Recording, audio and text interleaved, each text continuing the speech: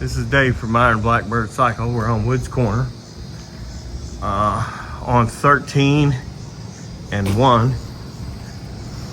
And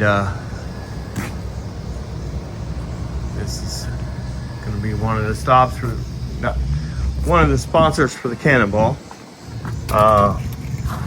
Keep in mind, if you stop and get fuel here, or if you eat anything here, you'll be able to knock the time that you spend here off of your final race time.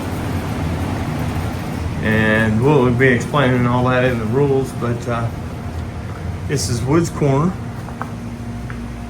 Chelsea, you want to give them the hours here and stuff? Yeah, the hours are 5 a.m. to 8 p.m. every day. Every day, 5 to 8.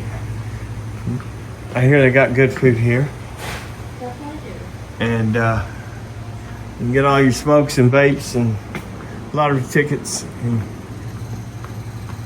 do you serve alcohol back here? We sure do. And you can stop and get a beer and drop some money in slot machines. This is Woods Corner, and